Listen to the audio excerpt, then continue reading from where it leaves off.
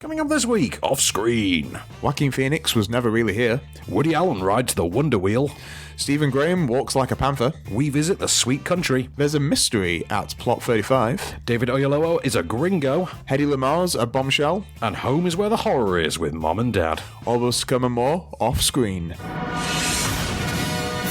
This is Off Screen. Off Screen. Off Screen. Off Screen.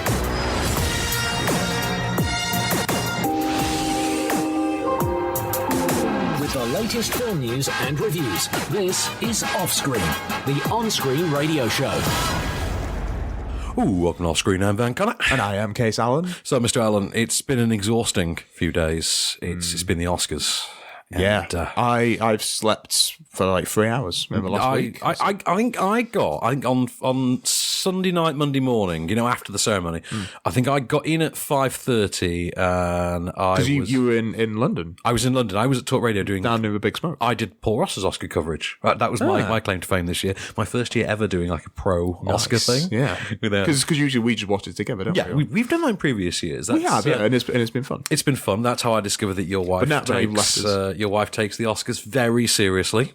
You see, she doesn't. Not as seriously as me. Do you know, I don't know where this has come from. I made a crack once about Taye Diggs and Idina Menzel. Well, she takes Taye Diggs very seriously. I thought she was going to take my face off. I thought I'm going the way of John She's going to take your Nicolas face Cage. Off. Yeah. I thought I was a dead man. I really did. Well, you don't talk about like celebrity couples, but my wife loves. Do not take Susan Sarandon and Tim Robbins' name in vain. No, I know that now. Susan Sarandon actually produced one of this week's new releases, by the way. She produced... Segueing already. Yeah, she produced Bombshell, the Hedy Lamarr Story. Did she really? On the way out, yes. That's amazing. Do you know what my favourite fact about Susan Sarandon is? She has a middle name that also begins with S. Oh, I hope so. Let's check Wikipedia. In New York, I believe, she owns a ping pong club. A ping pong club? Yeah, and I think I just said ping plong, which is even funny. Ping plong. A ping pong club that Prince used to go to, which is amazing. Wouldn't it be a ping pong parlour? Ping pong. Oh, I hope it's called ping pong parlour. Ping pong parlour. Ping pong parlour, but Prince plays that. Prince plays the ping pong parlour. Wow. Yeah. Alliteration is fun, kids. So yes, obviously we're exhausted. You're a bit under the weather, I believe, as well. Hey, that's why I sound like this. So we're all running on very little sleep. There's next to no film news this week. So in lieu of that, you're going to be giving us periodic Oscar updates, and we can talk about who won what. Oscar nuggets. So before we get to the first review of the week, then before we plug the podcast and talk about You Were Never Really Here.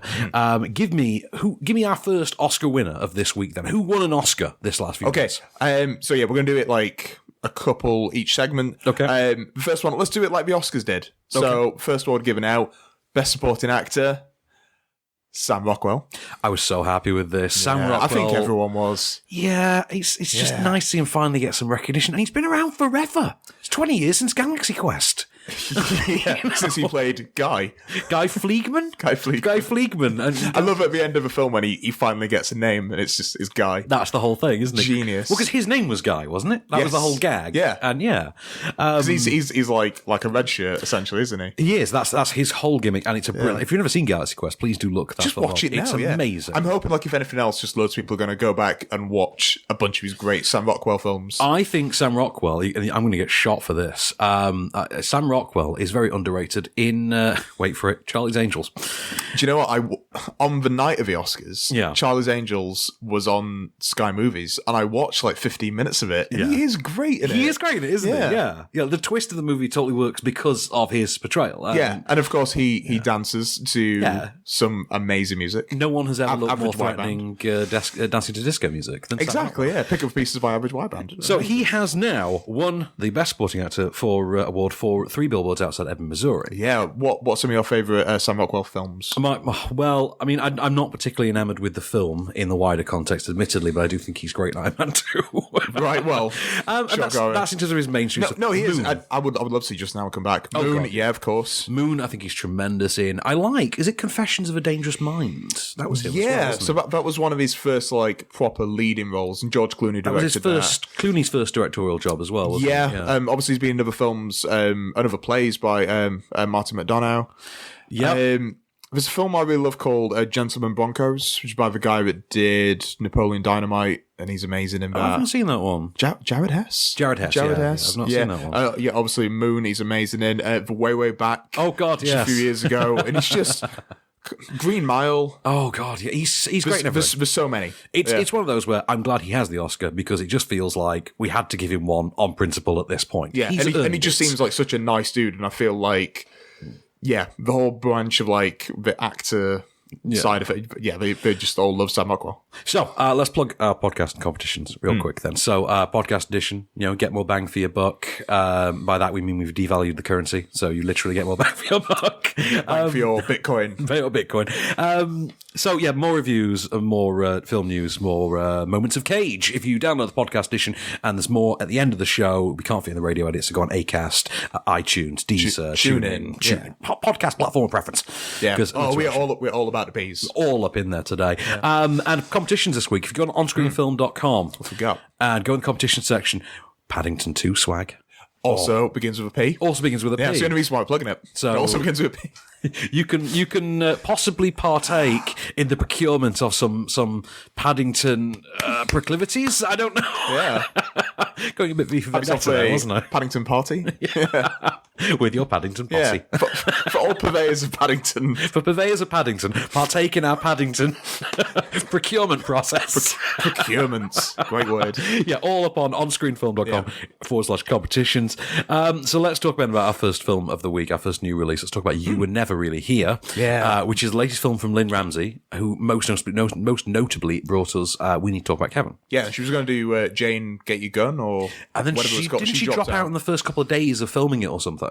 I think it was like, as everyone was getting to set to start shooting, she didn't show up, and then she just dropped out. And then, of course, I forget who it was that took over. The guy who did Warrior. It's not Gavin Hood, there's another guy with a name very similar to Gavin Hood, isn't there? He did The Accountant, he did Warrior. It's going to turn out to be Gavin Hood, isn't it? It's totally going to turn out to be Gavin Hood. Right, so this stars Joaquin Phoenix as... Basically, he's a traumatized veteran. He's suffering from PTSD, and he lives a very closed-off, almost monk-like existence. You ever see Ghost Dog, Way of the Samurai?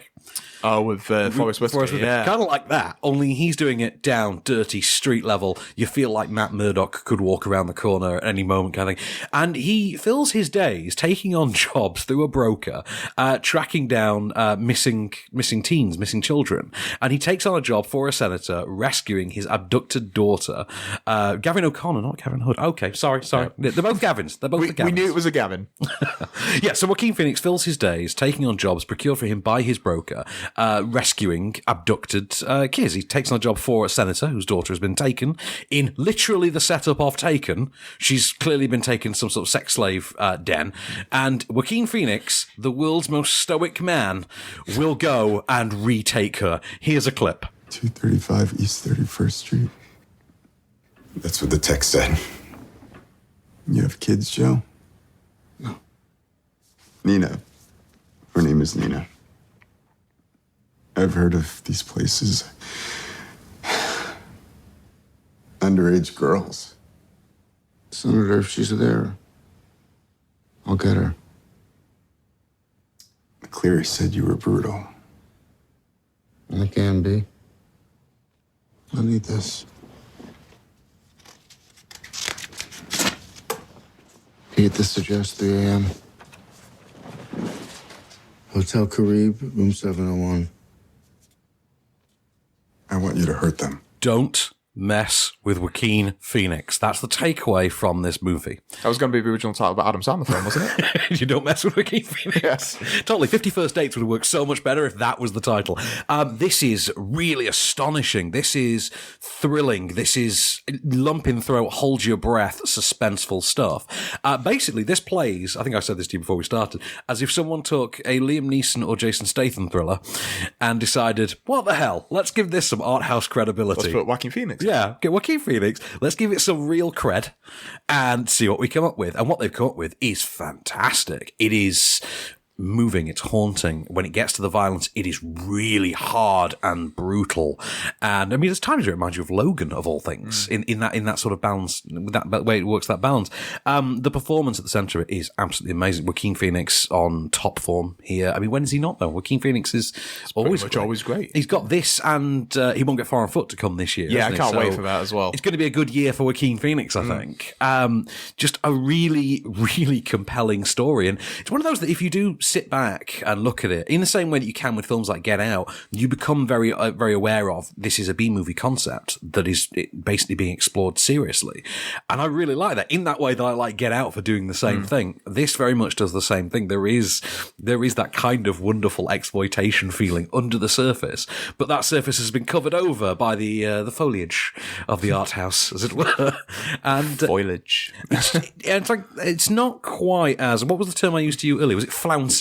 As we need you to talk said about flouncy. I don't agree with that being flouncy as such. Flouncy. Yeah. It's not as ethereal. It's not as otherworldly as we need to talk about more Kevin. Straightforward. I guess about suits about story, though, it does still have some of that flair. You can visibly still see some of Lynne Ramsey's style in there, but she's taken it down to pavement level, as it were. This is less suburban lawn, more, urban pavement. Yeah, she's an amazing director. Though. She's really good. She's one of those people that's just like, how has she never been nominated for an Oscar? Like, well, she walks off of films, that's why. I mean, if you can't finish the job, you don't get recognised for it. That's how it works. That's kind of a written. That's kind of a given, sorry. Kind of a writ, sorry. Yeah.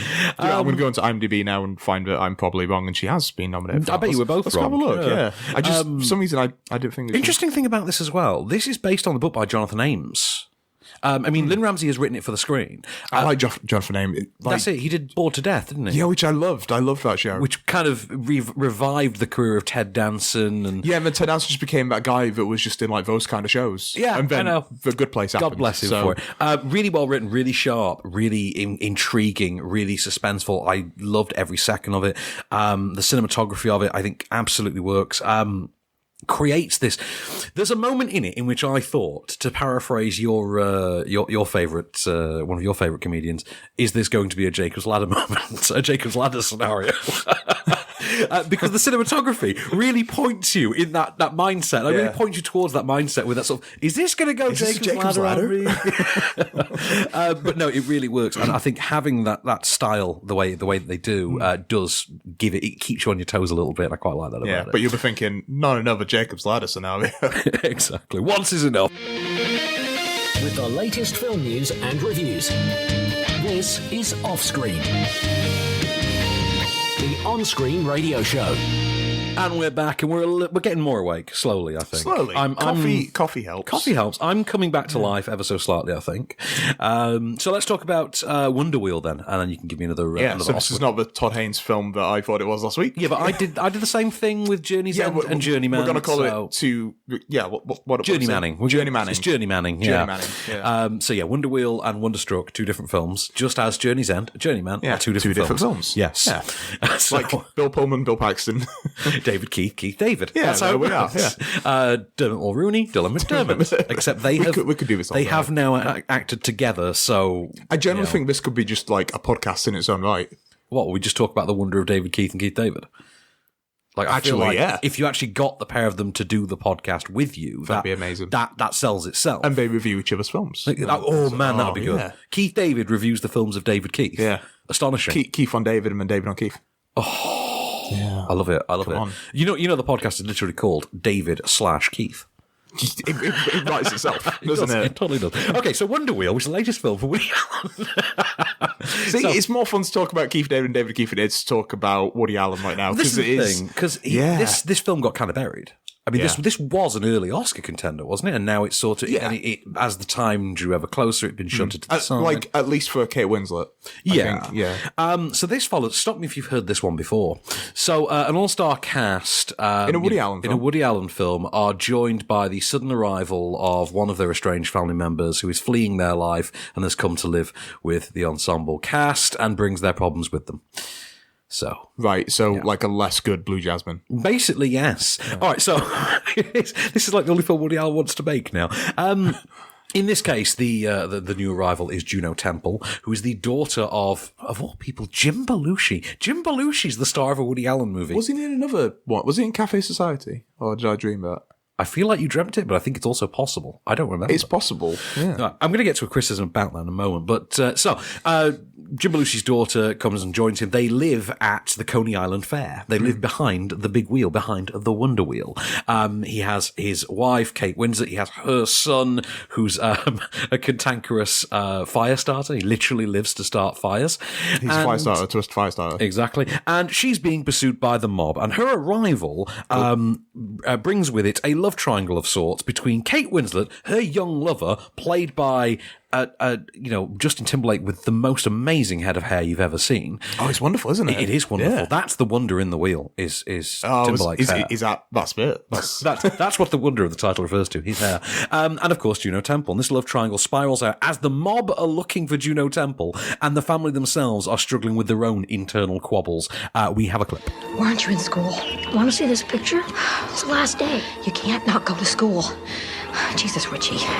That's why you're in summer school, because you missed so many days. They called again and asked, is he sick? I don't like school.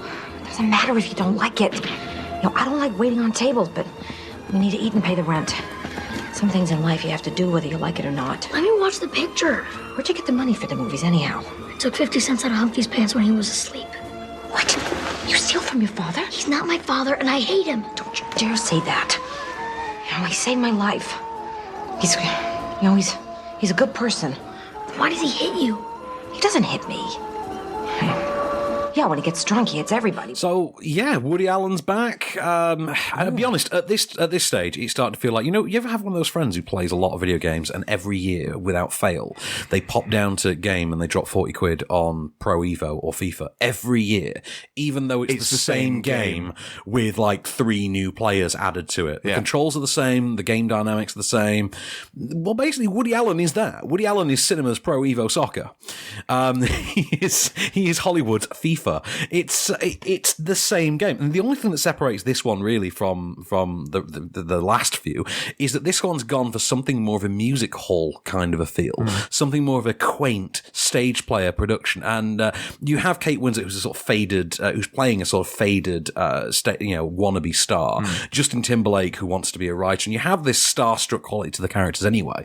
That what they've done with the actual production of the film is they've made it look as staged as possible. Small sets that quite clearly could just be constructed on a stage before an audience. Heavy use of spotlights and an interesting use of colour as they do. So the spotlight that's on each cast member at any given point inadvertently provides you with a direct visual indicator of the emotion that the scene is playing. So, Justin Timberlake is being bathed in blue light as he's having an emotional moment, and Kate Winslet is losing her composure, so it's all red, and then there's orange for more tranquil moments, and it's quite cleverly put together. It's Vittorio Storaro who's done the cinematography on this. I'm not overly sure of his body of work, to be honest. Last Emperor, Dick Tracy, Tango. Oh, Apocalypse Now. So he's got some experience. Done all right, I guess. He's done all right for himself. Yeah. Been in a helicopter. Yeah. He got that chopper ride. That's what matters. Not to brag. Not to brag. No, not at all. I mean, no one wants to be showy here. But, I did really enjoy it. I did come away from it, though, thinking I don't feel like I've gained much more, from the cinematic pantheon having seen it. It does feel like it's that annual visit from Uncle Woody. And... that sounded far, far creepier than I needed it to. I'm so sorry. I don't know. I think that's an appropriate level of creepiness. Okay. Your Uncle Woody. Yeah, let's not go there. Well, he's everyone's creepy uncle who pretend doesn't exist now. Yep. Okay, so Jim Belushi's fine. Kate Winslet is very enjoyable. Yeah, Juno Temple. You get 2 people from The Sopranos. You do. You get Polly Walnuts. Tony Sirico? Sirico, yeah. Sirico. Polly Walnuts. Yeah, and Bobby. Bobby, yeah. Bobby Bacala or something? Bacala. Yeah. Played by Steve Sharipa, I want to say. Well done. Yes. Yeah. I remember that one. I really did enjoy it. It's got the usual body of all-star supporting cast in there who only turn up for one scene. It's like David Krumholtz turns up for one scene. Yeah, I've just seen that. As get this, David Krumholtz at this stage in his career seems to live solely to play a late 30s, overweight, cliche Jewish man who arrives to dispense advice. I'm pretty sure he's not acting. That's just David Krumholtz now. Yeah. Do you think he looks back at pictures of himself in 10 Things I Hate About You and cries silently? I don't know. I think he just puts on like his elf costume from the Santa Claus films. I do like Cromwells. I really do. Me too. Yeah. Can't stop the signal, Mel. Anyway, I did quite like it. I don't think it's one of the best films of the year or anything. I don't think it's one of the best Woody Allen films. I always liked Midnight in Paris, actually. But yeah, it seemed to be like a rule of thumb where it was every 4 or 5 years to do like a really good one again. And it was a Nick Cage rule. This does feel, in a strange way, actually, there is a weird balancing act going on here that you don't normally find with a Woody Allen film, but there does feel to be a concerted effort to try and balance the plot mechanics with the actual dialogue for a change. Whereas Woody Allen will tend to allow his dialogue to just go off wherever it wants. This does feel like there has been a concerted effort to try and rein it in, but it's not entirely successful, to be honest. It does feel like occasionally characters are relatively shortchanged as a result. It's an Amazon film, isn't it? It is an Amazon Studios film, so I mean, I don't know if that's going to be the future of Woody Allen now, but possibly. You know, he churns these things out about every 6 months, so at least it gets them in our homes quicker. You know, there's that. So, give me an Oscar winner before we do the top 5. Okay, so next one, let's do Best Supporting Actress. Aha! And who won Best Supporting Actress this year? CJ Craig. From the West Wing. Fantastic. Yeah. So Alison Janney. Yeah. Or Janney, depending if you're American. Just Janney. She's Janney. She'll be Janney. Yeah. I'm sorry, Miss Janney, but your husband's heart problem's complicated. So the FCC will let me be. Let me be me. Exactly. That makes no sense. It's Cheney. But never mind. It was just fun to say. It's always fun to pretend to be Eminem. So great to see Alison Janney win that award. To win an award this prestigious. That's like, it was great just to have her nominated. I tell you what, just she was like always one of those actresses. That's one of those actors you thought would never be nominated for an Oscar. Or female J.K. Simmons, absolutely female. Absolutely, J.K. the fact that they're like playing a married couple in Juno. Oh God, yeah, they do, don't they? And they've worked together quite a bit. It's just they are quite similar, but they have the same kind of career. I would say the same kind of unappreciated for the longest time, and now, oh look, we're going to notice them finally. Exactly. Like, if this is what we're doing with like supporting actor and supporting actress, I'm good with that. Like if Stanley Tucci can get an Oscar through this, that's it. Life made. But she's really not been in. She's not been in too many films. All of that being said, She pops up in ones that you kind of forget that she's in American Beauty. Oh yes, yeah, and she's in Hairspray. So Scott Bakula, and no one's giving him praise. I forgot all about that. So is Peter Gallagher's eyebrows. Peter Gallagher's eyebrows are in there. Yeah, she's amazing. Should we crack on with the top 5 for this week then? Do this good and quick. Oh God, man. Number 5. So a lot of these films have got like animals in the title. Have they? Yeah, which is really fun. Strange. What's our first one this week? First one, Ladybird. Ladybird. I liked it. You liked it. Everybody liked it. You know? Yeah, Tracy Letts is great. Laurie Metcalf is great. Saoirse Roden's great. Yeah, everything's great. Beanie, what's her face? Beanie Fieldstein? I'm not sure. I like Timothée Chalamet as the imaginary boyfriend from Inside Out. Well, I think he's fantastic. Yeah, because he is that character from Inside Out, isn't he? Who Amy Poehler like. Did you see James Ivory's shirt that had his face on? No, I did not. Oh, it was amazing. I am starting to come around Timothée Chalamet. I like him a bit more. There's been a lot of outside of just being a great actor. I mean, I like his acting. I'm not sold on him sort of as a star or anything. But I'm starting to come around ever so slightly. Yeah, he's showing solid charisma. Has anyone tweeted to the positive or negative on Ladybird? I'm sure they have. So let's have a look. Look, there was just a pause and you really kept me in suspense there. Yeah, I'm quite good at a pause. Fair enough. Myriza Aziz says, #Ladybird was like a well-written John Green movie, but less cheesy and ... emotionally raw. Also likes a pause, 8 out of 10. 8 out of 10 Ladybirds. That's fine. That's a good number of Ladybirds. Number 4. Game Night, which I've not seen. I'm hopefully going to see it tonight. Oh, I loved it. I really want to see it again. So much fun. It works because it's basically a comedic suspense thriller with that sort of tone of all things like Horrible Bosses. I think would be a good barometer to say. I like the first Horrible Bosses. I do, and it leans more into the dynamic of that and actually and runs with it. And I think it's won over a surprising number of people because it is as funny as it thinks it is. And it's very rare to actually come across a film that's successful. Great supporting cast in there. Is it Lamorne Morris? Winston from New Girl. From New Girl. You've also got Billy Magnuson, Sharon Horgan, a certain iconic TV actor of the last 10 years I'm not going to name for spoiler reasons. Well, now I know there's going to be a spoiler, thanks. I'm going to be looking out for No, his name is in the credits. It's in the opening credits, and you think, oh, I'm looking forward to seeing where that person turns up. And I would have been looking forward to seeing it in the credits. And then you forget. And then, obviously, it happens. You're like, oh, evil James King is here. Let's see if you can piece it together from that. I probably can now. God, it's like saying, oh yeah, that twist in that film is great. Now I know there's a twist. Well, I'm twisty, I'm turning. Okay, so I loved it. You will love it when you see it. Has anyone tweeted about it? At Lee_is_John. Okay. I don't understand that. He's John. Lee is John. Lee is John. Yeah. Game Night is a 95 out of 10 good-ass movie. Go watch it. Well, you know what? Let him say what he wants, man. Lee is John. He is John, man. He's John. He can do what he wants. Number 3.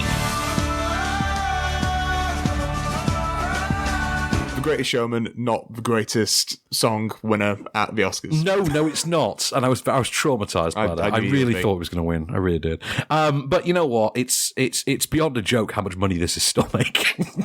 Yeah, it's been out for like 10 weeks now. Yeah, something like that. And it's about number 10 3. weeks. It's still huge, deservedly so. It's a good time movie. Huge Jackman. Yeah, huge Jackman. It's a good time movie. It's fun for literally the whole family. Go and see it. I presume someone has written a tweet about how amazing the soundtrack is. At Sarah O_Connell. Okay. Says, I absolutely loved, all in capitals, # Great Showman. I need to see it again. Amazing cast, story. Amazing story, really? And soundtrack. # this is me, and then some kind of embedded picture thing. I'm assuming it's Hugh Jackman with his hat. I don't know, probably. Number 2. Red Sparrow. So this is the next of our animal movies. Red Sparrow. More like Grey Squirrel. But no, I just didn't get on with this. I know what it wants to be, and it wants to be timely and edgy, and the problem is it's too smart for its own good, it's too dumb for its own good, and you sit and think, why can't you just pick one of those? What are you? Pick one of those. Stop trying to sit in the middle. Just pick one of those. Be it, be Alias, or be Salt, or be Tinker Tailor. Don't try and merge them. It doesn't work. Merge. This is, this is the lamb and tuna fish equation. It goes together like lamb and tuna fish. Perhaps you prefer spaghetti and meatballs. Perhaps you're more comfortable with this analogy. What's that? Is that Big Daddy? That's Big Daddy. Yeah. That's Steve Buscemi and Rob Schneider in Big Daddy. Yeah, that's cinematic heavyweight. Yeah. But no, the problem is that for all the good that Jennifer Lawrence brings to it, there's a lot of bad at the behest of this script, which just doesn't quite work. Doesn't really have the nerve to commit to what it needs to actually make it an entertaining film. And the result is actually something just kind of dull because it's a half measure and it never stops feeling like it. Has someone tweeted? That is ridiculous handle. Dominique says, Red Sparrow was cold, uncomfortable, and overly sexual in ways the audience never asked for. So presumably she did like a survey. She asked everyone. How cold and sexual do you like your experiences? Who asked for the sex? And like, no, put a hand up. Who asked for warm sex? Not cold sex, warm sex. Lukewarm sex. Lukewarm sex. Yeah. That is a better title than Red Sparrow. Yeah. I never freeze. Number 1. It's going to be number 1 for like the next couple of weeks, so just get used to it. I hope so. I hope it's number 1 until Infinity War comes out. But I mean, if Rampage wasn't coming out, yeah, I feel like maybe Wrinkle in Time. Yeah, Wrinkle in Time's only a fortnight away, Wrinkle in Time is like the next tentpole blockbustery kind of film. It is. Well, Black Panther is going to be a hard one for it to top. It is a genuinely phenomenal action adventure, even outside of being a terrific Marvel movie. It's just a solid action adventure. It's a great comic book movie. It's a great family. It is one of the most standalone MCU films that they've made. Oh, absolutely. If not the most, I would say. Quite possibly, since the first Iron Man. Even. Yeah, the only thing that really connects it, I guess, is the fact that it's set like a week after Civil War and he's coming back from those events. Well, that's it. You don't really require much of an explanation as to who the hell Martin Freeman is. No, that's it. I mean, you saw it with your brother-in-law? Oh, I took my brother-in-law, who thought it was well good. He thought it was well good. It was well good. But he's not seen the other Marvel films. I don't know if he's ever seen a film before. You know, once years ago, he works surveillance for the police. Right, genuinely. I think that sounds like that's a cooler job than it. I once put Dumb and Dumber 2 or Dumb and Dumber or whatever it was called on his iPad for him after the home release. I transferred his digital copy across to his iPad for him, and apparently he watched it like 4 times in a day. Amazing. He said it was one of the funniest films he'd ever seen. So I don't trust him that far on his cinematic opinions, to be honest. But yeah, he thought Black Panther was well good. So, you know what? Take his word for it. Speaking of taking word for it, I take it someone on Twitter has given us their word for it as well. So Tiffany basically just wants wants Michael B. Jordan, essentially. She says, I just saw Black Panther. Michael B. Jordan, call me. There is a line, sister. Yeah, get in line, love. Yeah. Get in line. I mean, he's a good-looking man. Good-looking man. Handsome fellow. I mean, Creed, he's got it going on. Yeah. We'll return. With the latest film news and reviews.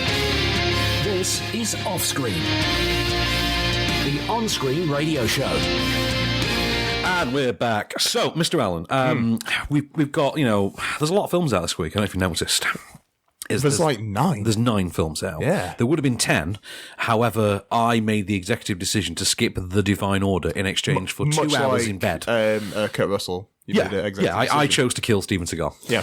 But I made the executive decision to kill Steven Seagal so that I could stay in bed for 2 extra hours after the Oscars. Smart. So, and I didn't get a link in time, so we've not reviewed it. So, In the meanwhile, though, we've got a lot of films. So let's do some rapid-fire reviews. Try and get these out in less than 10 minutes. I'll chuck in a clip for Gringo. I'll chuck in a clip for Gringo. For Gringo. And other than that, let's just shoot these ones out. Plot 35, also known as Carré 35. This is, I expected very little of this. First of all, the screening was at the ICA, the Institute of Contemporary Arts. Oh. And Sod's Law dictates that every single time we have a screening there, the movie is awful. It is absolutely terrible. And it's in this really old rickety theatre, and it's just not a pleasant experience. So I went along. This is Tuesday morning. I was the only person in the screening. And this film fascinated the hell out of me. So this is the story of a French filmmaker who discovers one day randomly that he had an older sister he never knew about. An older sister who died age 3. And she died of, they call it the blue baby syndrome. I think it's meant to be cot death. Cot death, yeah. But it's a French actor, sorry. He films his own investigation into what happened and quickly discovers that his parents just aren't being truthful about it. And as he learns this stuff, it's all unfolding live on camera for us to see. And this very quickly just goes into really far-fetched and ludicrous terrain, what you would think would be ludicrous and far-fetched terrain. But it's all completely genuine. And you think, okay, wow. So, case in point, within the first 20 minutes of this film, which is 1 hour and 7 minutes, by the way. So at the end of the first act in this, he says, okay, I'm going to go to the grave. Goes to the grave, plot 35. Goes to the grave. Name the film. Has a wander through the cemetery, says, okay, so I found 33, 34, 36. And I'm thinking, well, no, as he's doing it, I'm thinking, oh, watch this. I bet your plot 35's not there. I think it's 33, 34, 36. Plot 35 was not there. I'm like, you're kidding me. Holy God, this is actually real? This is happening? And yeah, there's a lot of mystery to this. And it's fascinating. It's genuinely fascinating. And also, as well as the actual investigation as to the departed sister, it also opens up feelings for Eric Caravaggio, I believe his name is. Opens up, feelings in him as regards his own children and the relationship he has with preserving the memory of his children. The idea of, for instance, his parents didn't keep a single picture of their dead child. Right. They wanted to just move on from the memory. So they kind of purged her from all memory, all photos, everything. And this stirs feelings in him as regards the things he keeps and the mementos he maintains for his own son. And yeah, I mean, this was, I was hooked. I was captivated. I was blown away that I was sat alone in the ICA at 9 o'clock in the morning watching this. And this was not at all the drab experience I expected it to be. This is something, I mean, I would take this as a serious narrative thriller. If it came in that variety as well, I would happily sit and watch it. Someone please make that movie. I would happily watch this. Also, the French for plot is carré. So John le Carré literally means John the Plot. John the Plot. That's great. That explains Tinker Tailor, doesn't it, finally? Okay. Sweet Country, which is an Australian Western. Cool. Starring Sam Neill. I've heard about this, actually. Guess better. Does not just star Sam Neill. Or, by the way, I have a meme for you that shows you the sequence of Jurassic Park with the sick Triceratops. Cool. Sam Neill and then Sam standing. I thought you'd like that. So this Willem Dafoe, Willem Dafoe. Exactly. Yeah. So this stars not just Sam Neill, but also Brian Brown. Remember him? No. Oh, okay. Let's have a look. I know I've got Google. like 5 years on you, so I think maybe in those 5 years is when Brian Brown had like a high-end film career. Let's have a look. You absolutely peek away. You'll know him when you see him. But I know him from FX. Remember the FX movies? And Cocktail with Tom Cruise. Cocktail. Yeah, that's what I know. This is set in the 1920s, Australia's Northern Territory, sort of the wild frontier. It is the story of an Aboriginal farmhand who lives in a sort of almost egalitarian climate with Sam Neill, as in they're not his employees. He treats them as they're more like a commune. He is joined one day by a new neighbour who asks, "Would you mind coming down helping me with some stuff on my farm?" Sam Neill says, "I got a lot on, but my Aboriginal friend here will happily go with you. He will help you. Will you go and help him?" Yes. Okay, cool. His friend is more or less mute, by the way. The neighbour and the farmhand quickly discover that they have something of an antagonistic relationship. During an argument, the neighbour is killed, and our Aboriginal hero and his wife find themselves on the run in 1920s Western Australia. It is really impressive. There's a lot of... do you remember that film with Mads Mikkelsen, Salvation? A couple of years ago? Someone with Eric Cantona? Yes, it was. Yeah. Right, that was like unexpectedly brilliant. This took me back a lot to Salvation. This very much has that raw, badass Western kind of a feel for it. The kind of, we're going for gratuitous violence, but we're going to make it as realistic as possible. Brilliantly, you will like it. Exactly. You will squirm and you will like it. Brilliantly put together by Warwick Thornton, who's also served as his own cinematographer on this. That's a solid name. Oh, yeah. Warwick Thornton. Yeah, that is, isn't it? Yeah, very Australian name as well. It's like he's also served as his own cinematographer. The film looks great. The film plays well. The cast, terrific. Steve McGregor and Dave Tranter have done the screenplay on this. It does have genuine depth. It goes to quite disturbing places at times.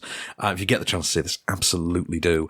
Big, meaty role for Brian Brown, which I haven't seen in a long, long time. It's great to see him finally getting some time in the sun again. Always in Gods of Egypt. Isn't that time enough? No. Let's never associate Brian Brown with Gods of Egypt, okay? Don't do that. He's not done anything to you. Yeah, but you love that film. Everyone should love that film. Exactly. I can't even say that with a straight face. But no, absolutely terrific performances across the board. Really solid film. Really enjoyed it. Bombshell, the Hedy Lamarr story. Okay, you familiar with Hedy Lamarr? No. That's fine. Not really. I feel like I should be. That name rings a bell. Do you know what? I think you'd know her visually rather than actually know her by name. Let's have a look. Have a look at her on Google. I've got my internet you will. next to me. So basically, this is the story of Hedy Lamarr's rise to Hollywood, way back in yesteryear when Hollywood actually had some kind of glamour to it. She came across from pre-war Europe. Her first more art house films, which were very sexually exploitative, were released much to the ire of Hitler. You're looking at a picture of her now and having the same reaction I did, aren't you? Yeah. That is the original Manic Pixie Dream Girl right there. God. Wait for it, because I'm going to make her your dream woman now. So, Hedy Lamarr, who was not only a terrific actress, was not only gorgeous, stunning, the most glamorous woman around, was also, it transpires, a genius. And I mean an actual Scorpion-level academic genius. I mean, literally, we could put her in a CBS series and have her solve procedural crimes every week as a member of the Scorpion team. That's her level of genius. She invented Wi-Fi. Nice. Yes, she invented the remote-controlled missile. She just invented things all the time. Actual things, genius-level things that wound up becoming actual, real-world things. Actual concepts that wound up changing the nature of technology and humanity. She was also big in with Howard Hughes and would use her relationship with Hughes to access his engineering works. Basically, Howard Hughes served as her boyfriend/benefactor, gave her access to his vast aircraft hangar labs, and they just built things for her. And that's how the story went. In her later years, as she became mired in endless plastic surgery, and there were a lot of narcotics involved, things like that. As she was becoming penniless, she discovered that she really didn't hold on to the patents for any of this stuff. But it is about this full chronicle of her life, and it is really fascinating. Shone her in an entirely new light for me. Like I say, the original Manic Pixie Dream Girl. I think there's a serious biopic in Hedy Lamarr. Like, how this hasn't happened, I don't know. Yeah, I don't know. That's a Todd Haynes movie right there. Yeah, it is. I don't know who I'd cast. Ooh, do you know? I don't know. Amber Heard? Well, you could pull off Amber Heard. She could do it. She's got those piercing eyes. Yeah, but is she a good actress? Amber Heard's passable. But anyway, so really well made. It's made with a reverence, it's made with a respect, but it doesn't shy away from the darker elements of the story. Peter Bogdanovich turns up at one point. Mel Brooks turns up. Mel Brooks' attitude to meeting Hedy Lamarr is one of my favourite comedic moments of the year, by the way. I was moved by it. I was quite touched by it. I learned a lot that I didn't expect to. And yeah, I was fascinated end to end. Gringo, directed by Nash Edgerton, brother of Joel Edgerton, who also stars in this. I found that out this morning. Yeah, weirdly enough, Joel Edgerton also played Nate Nash in Red Sparrow. So, make of that what you will. Weird. Joel Edgerton, I believe, has also co-written this film. It stars David Oyelowo as... Let's rewind it. Let's do it back. David Oyelowo. Oyelowo. Yeah.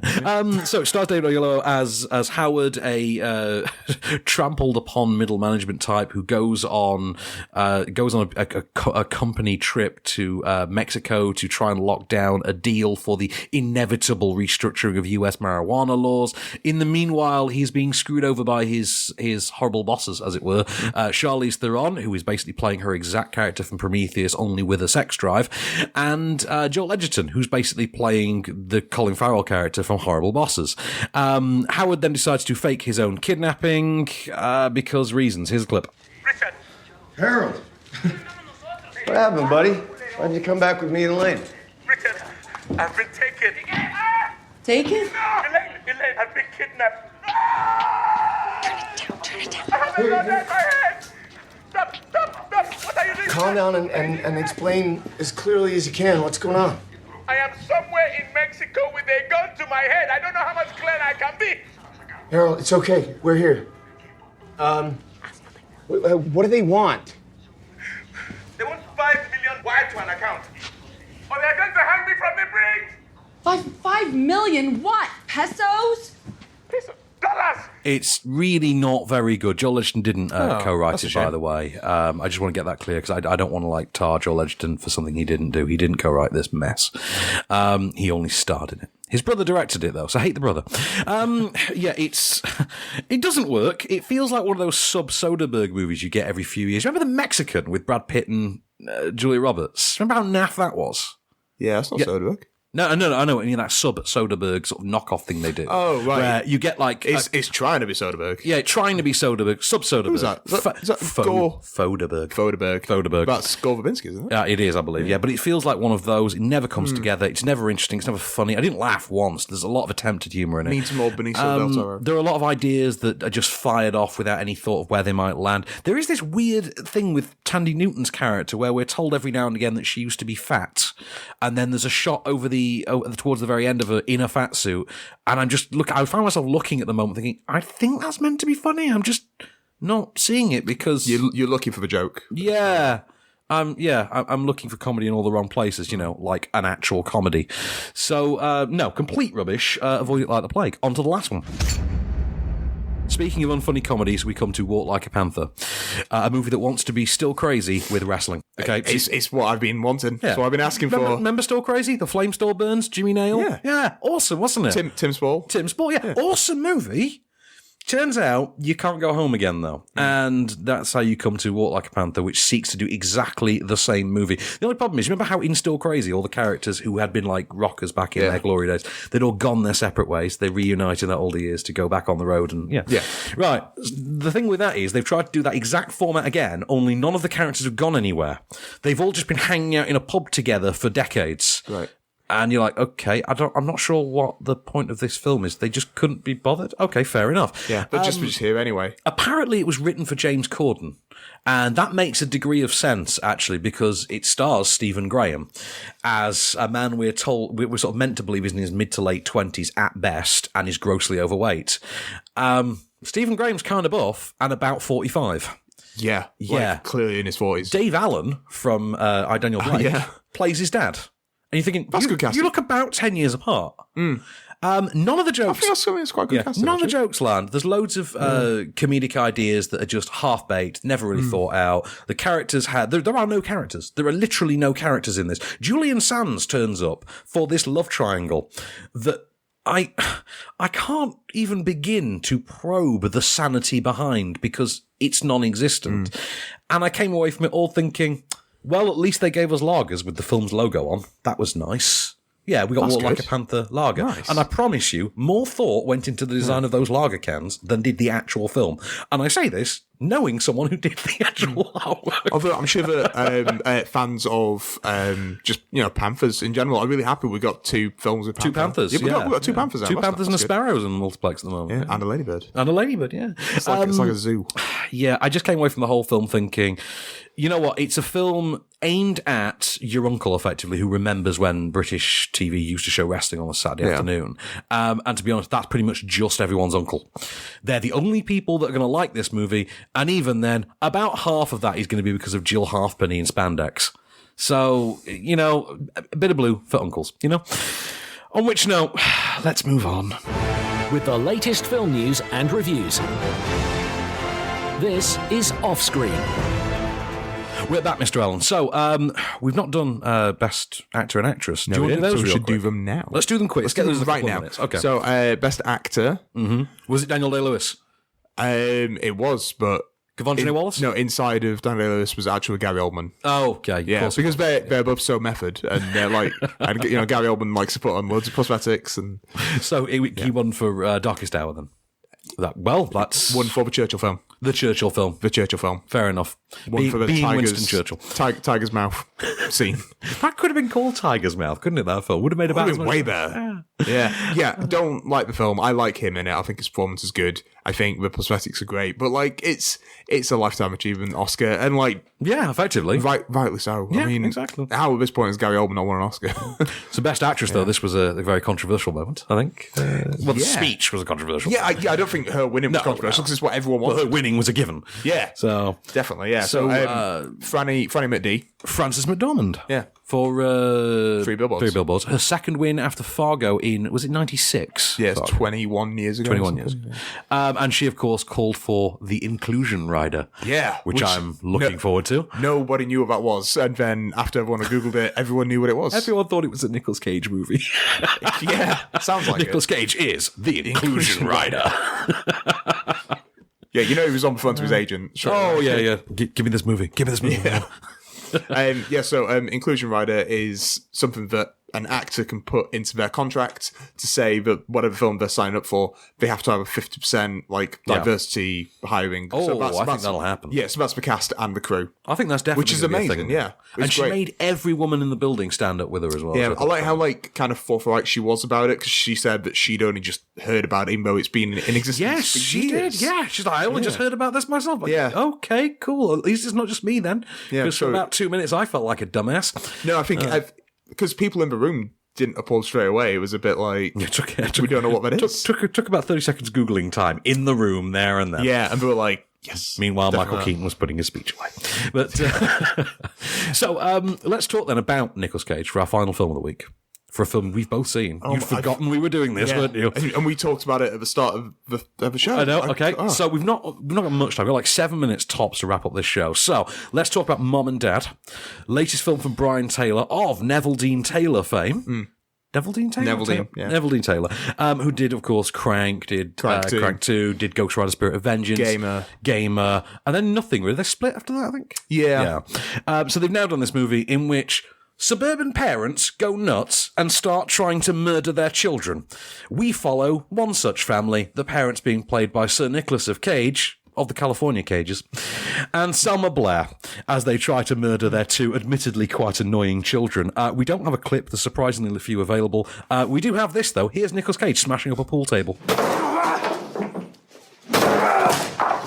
Oh, yeah! You put your right foot in, you take your right foot out, you do the hokey, and you work it all out. Nicolas Cage demolishing a pool table there.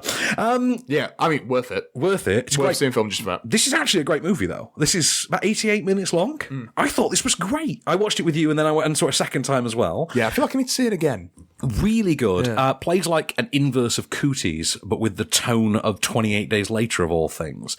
It has, a concerted effort in the front half to try and ape classic grindhouse films of the 70s, particularly with a very lavish opening sequence. I thought it was really well staged. I thought Nicolas Cage's madcap persona, as ever, just needs the right vehicle, and I think this is absolutely the vehicle for that. It's surprisingly bold project to see Nicolas Cage in. I thought Selma Blair was surprisingly likeable in it, really effective. There's a couple of cameos in there that I quite enjoyed as well. One particular Cameron alum, we'll say, gets an almost wordless appearance. That is very good casting as well. And it's great casting because you want to see more of that in the film. Definitely one, if you've seen Cooties, definitely check this out because it makes for an interesting flip side. Tonally as well as just story-wise. Didn't quite go where I thought it was going to go, and didn't end the way I thought it was going to end, didn't begin the way I thought it was going to begin, and it's got some vintage Cage in there. What do you think of it? Same. Ditto, really. Yeah. Just a lot of fun. Classic Cage. It was. We kind of just sat there and were just enamoured by this brutal, horrifying OTT domestic splatterfest. But I thought that Selma Blair was pretty game as well. Like, yeah, she was really going for it. Yeah. But I like Selma Blair. She's not in enough nowadays. Yeah. But, I'm a fan of hers. But, Nick Cage, I'll watch him in pretty much anything. I think he's absolutely terrific in this. Yeah. Also, Nicolas Cage constructing a pool table is one of the most beautiful things I've ever seen committed to silent. There's something soothing about watching him smooth out the felt with his spirit level. I think it's because you know that he's going to destroy it within minutes as well. Clearly. Just put in that amount of detail and care and attention. Absolutely. Alas, it is not our film of the week, though. It is a great movie, but it's not film of the week. I'm going to give film of the week to You Were Never Really Here, which I promise you I can't wait to see it. You're going to love every minute of it. Yeah. And be hoping for a Jacob's Ladder scenario. No, but Jacob's Ladder scenario. Definitely check out You Were Never Really Here. But if you can see Mum and Dad on the big screen, do. It's a really fun OTT gory splatterfest. And one for the date nights, we'll say. Yeah, go date nights at Mum and Dad. You'll love that. So that kind of brings us to a close for this week, which is Oscar week. So let's talk about what we've got next week. Mary Magdalene, that's next week. Joaquin Phoenix again, yeah. Joaquin Phoenix. Joaquin is 3 this year then. Yeah. Okay. JC. We've got a reissue of The Magic Flute by the BFI next week. We've got My Golden Days. We've got The Square. We've got Peter Rabbit next week. Looking forward to that, are you, Case? Hashtag not my Peter. You wanted John Oliver, didn't you? That's what it was. And of course, last but certainly by no means least, Tomb Raider is out next week. So Walton Goggins gone mainstream, yo. Can't wait. Absolutely can't wait. Hashtag not my Laura. Well, a friend of mine interviewed Alicia Vikander at the premiere last night, and I'm jealous as hell of him. So can't wait. I'm not interested in it. No? It's done, yeah. I'm in. The trailers have not sold me. Look, I would rather it have been Jenna Aniston, but still, Yeah. That's just me. I'm looking forward to it. Walton Goggins is the villain. What could possibly go wrong? That'll be good. That'll be good. Yeah. So in the meanwhile, that's everything we've got, really, for this week. Don't forget to check out the podcast edition. We're going to talk more Oscars after the end credits. In the meanwhile, this has been a Candy Store production for On Screen. I've been Van Connor. And I've been Hedy Lamarr. And we'll be back.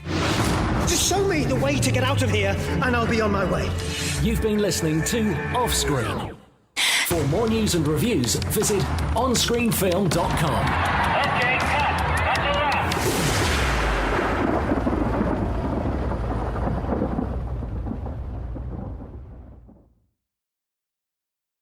So some extras with which to cast our pods. So look, we didn't talk about what won Best Film was The Shape of Water won Best Picture, didn't it? It did.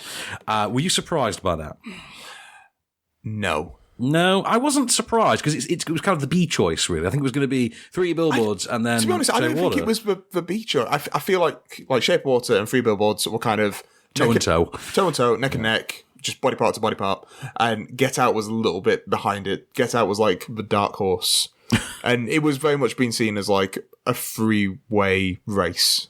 Yeah, I'd kind of go with that. And I think that's why Get Out got original screenplay and like rightly so. And that was probably one of the happiest moments of the night. Oh God, I've just looked at my iPad for a second, and I've got the page for Gringo still open, and under the trivia section on IMDb, it actually says film debut of Paris Jackson.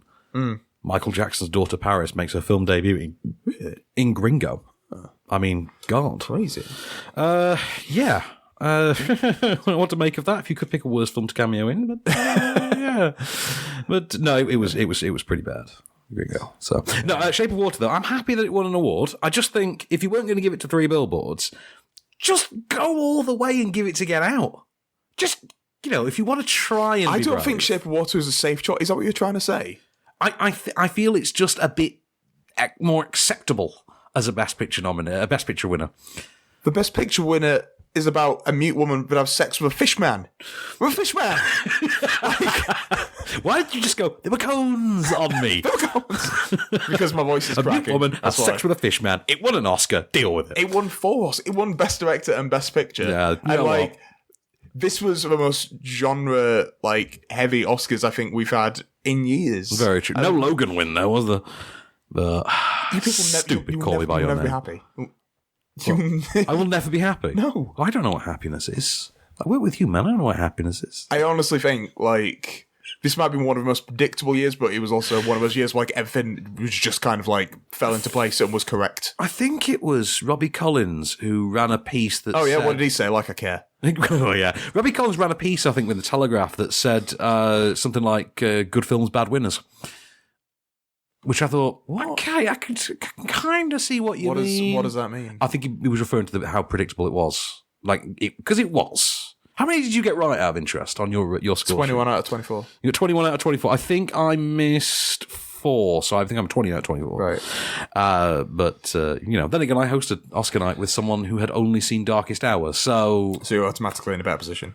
And Bex. So, she was lovely. I always love working with Bex, but we also hosted with someone else who hadn't seen any film that wasn't Darkest Hour. But ours is not to judge. Anyway, so Guillermo del Toro obviously won for Best Director as well. Yeah, that was amazing. Very happy to see him finally win. Yeah, definitely. Speaking of, Roger Deakins won Best Cinematography. Speaking of finally. Yeah, man. So it's 14th nomination. Did he win? Is it the American Society of Cinematographers? I mean, that was the big win for Roger Deakins a few weeks ago, wasn't it? It was, yeah. And then it's not always a precursor because he's won that 4 times before. always the bridesmaid. Yeah. But he's so cool. He's like someone from Paul Weller's band, isn't he? He's just has that appeal, doesn't he? Did he win at the BAFTAs? I can't remember. I think he did, didn't he? I think he did, yeah. I remember feeling like I was celebrating at the BAFTAs. I think he won all the major ones this year. Did you have that Leo feeling when he finally won that Oscar? Yeah, I think he got a standing ovation, which is pretty amazing. I think everyone was just like, you've made us look incredible. Finally happened. Yeah.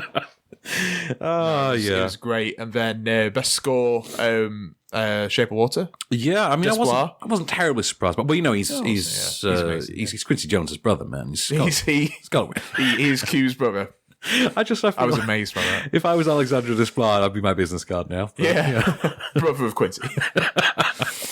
But I mean, I don't think it was a surprising night, other than Coco taking it over this. See, I don't think that was a surprise. I had it. It's a good song. It is a good song, and like I said to you earlier, it's an integral plot point. Yeah, as well. And I had it on my predictions to win. I had the song from Coco to win. Did you then changed? I then changed it to This Is Me, thinking of you, thinking that'll hate me if I predict a different song, and then it bloody lost. By the way, I did bet, and I won about £8 because I placed. I won £8 as well. I placed quite low bets. Do you know what's really funny? I forgot that I won £8 or £9 from last year, and every year with me, yeah. Yeah, I still had it in my William Hill account, so I was like, great, I'll just bet that, and then and got back £8.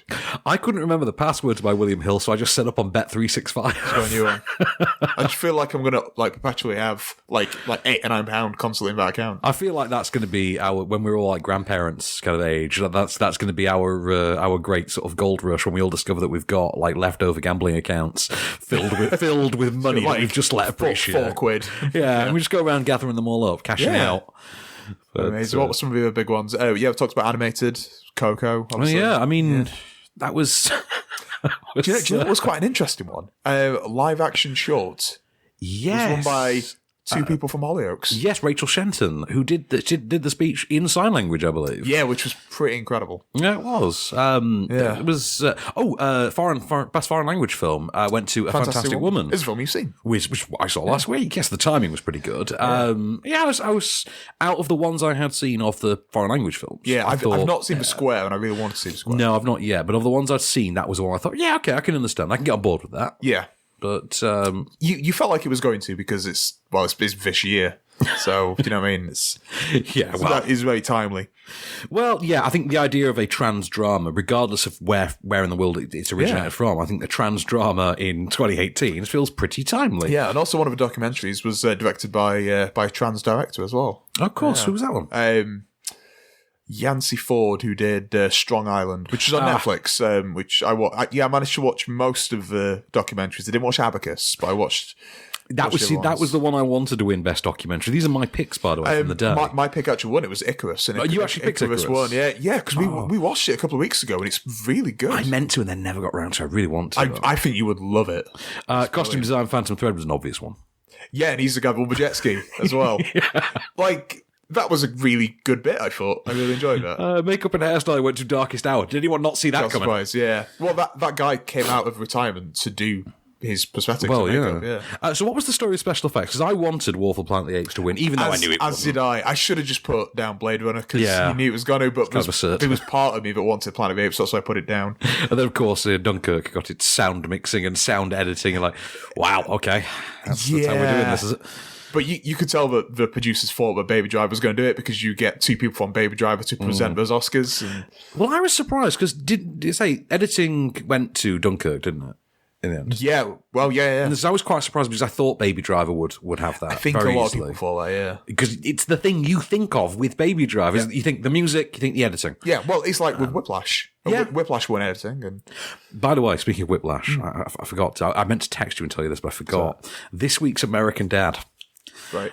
Which I watched on the journey home from London last night. And can I just advise, if anyone ever gets a chance to see it, season 15, episode 4, the title's something to do with murals. Don't watch this on public transport. Really? Because I had to pause twice. I was in absolute hysteria. I was just hysterically laughing. I looked like a maniac. There's honestly some really, really... It's a laugh a minute. Just work of genius, this episode of American Dad. This is what was the character that Roger played? Ricky Spanish. This is Ricky Spanish level genius. I mean, you mean Ricky Spanish. But really, really dark episode, and Roger plays J.K. Simmons in Whiplash. Brilliant. As he puts on. Is he wearing like the tight black t-shirt? Yeah. He's got the eyebrows, the crow's feet, everything. They've made Roger look like J.K. Simmons. It's amazing. Incredible. And Steve is obviously the music people. Instead of a music school, though, it's a clown college. Oh, yeah. Yeah, you're imagining it right there. Yeah. I'm going to have to watch that this afternoon, I think. Watch this episode. Honestly, it is absolutely amazing. It's great. Good. I was in actual pain. I think the last new... I mean, I'm quite far behind. The last new one I saw was where James Hetfield was in it. Oh, God, yes. As the swim coach. Swim coach, yeah. Master! That was a genius episode. Oh, yes. Because how do you mix Metallica and, high school It just gets progressively funnier. American Dad, I've never gotten the acclaim it deserves. American Dad is probably the funniest ongoing animated series on television, I think. It's up there, yeah, definitely. I think Family Guy gets all the attention because it's Family Guy. Cleveland was kind of derided, and yet at the same time, definitely. American Dad was just there in the Simpsons background. People just kind of put up with now, which is... Yeah, I tolerate The Simpsons. I don't watch the new episodes anymore. We still do, just being a completist, I guess. I think it's when they had that Zooey Deschanel cameoing episode about Bart's sexuality or whatever. Yeah. I just was like, I'm bored now. I'm just bored. she's Thingy's daughter, isn't she? I can't even remember. Cletus's daughter. Yes. Daughter, yeah. Oh, but no, American Dad, I'm such a fan. Yeah. But, and I hope I enter middle age, looking and sounding like Stan Smith. One of my favourite animated shows currently, and definitely my favourite new one, Big Mouth on Netflix. Oh, I've seen the first one, and I want to watch the rest. Good cast. Oh, he's incredible. Is that Nick Kroll? It's Nick Kroll, John Mulaney. Zeus is in it. Fred Armisen, just an amazing cast. Oh, we'll get on with that. It's incredible, man. You need to watch it. That first episode I saw was like, oh my god, this is raw. That's really the one where playing basketball, and I think so. Yeah. The next episode is even worse. Excellent. I look forward to that. Then I'll give that a look when I get home later. Yeah, definitely recommend it. And it's on Netflix, so at least I can watch it more or less anywhere. But anytime, please. Yeah. Well, actually, no. That actually bit me in the ass this last week because I really got into watching Queer Eye over the weekend, and I wanted to continue watching it on my journey back down to London for Oscars on Sunday. But of course, you needed a data signal the entire time. And I was really yeah. I am loving Queer Eye. Oh, it's great, isn't it? It's just I did not expect to be hitting the feels, as my kids say. And I'm just going to put it out there, Karamo's jackets are just all of Karamo's style. Everything about Karamo is the greatest thing in the world. I feel like out of all the stuff that everyone has to do, he definitely has culture. Like, when it cuts to him, he's just use a napkin, asshole. I think there's one episode where he gives someone like tickets to like a ballet or a museum or something. God. And the rest of the time, he's just talking with them. Did you see that Tom and Abby have gotten back together, by the way? Yes, I did. Just FYI, I was on Twitter this morning. If you don't watch Queer Eye, by the way, this is all nonsense to you, in which case, feel free. But, I think he's everyone's favourite, just the way that he says, damn. Also, he sounds like Mater. Oh, he has the exact voice of Mater from Cars. Damn, Abby. He's amazing. Oh, my God. I love him. He's so awesome. I'm going to watch the rest of that series this weekend. Yeah, we watched an episode. Yes, I think I'm on like episode 6. I'm nearly done. Oh yeah, 6 or 8. Yeah, because I said to my wife, "Oh yeah, I'll watch one." She'd already watched all 8. Of course, she had. She watched them in like a day whilst I was out. I think I was playing a gig. And speaking of Netflix shows. Lost in Space. Oh, I've not seen that trailer yet. I need to watch that trailer downstairs. So it looks like what's happened is someone saw the 1998 movie. Is it like Prometheus? I've heard this is the thing. Yeah. It looks like someone saw that 98 movie and thought, okay, what if we did that concept, but in the style of Prometheus? And it really is, Prometheus does the 98 version. There's no trace of the original Lost in Space in it. So there's no like camp or laugh factor in it. But it does look very... very, very Promethean. Very Promethean. Yeah, that's what you say. That's what you say. Promethean. Yeah, Promethean. How was your day, dear? Promethean. So, so nothing happened. Yeah, exactly. Nothing happened, and everyone just looked confused. Yeah, that's basically it. Though that's the dictionary definition of Promethean. Everyone was bored for a solid 2.5 hours. and then Charlie's Theron went on to Gringo and did the same thing again, and no one knows why. But So should we let Mr. Cage round us out for the week? I think we better. Here it is, your moment of Cage. Your mother should open the door, and mother you're going to open this mother door.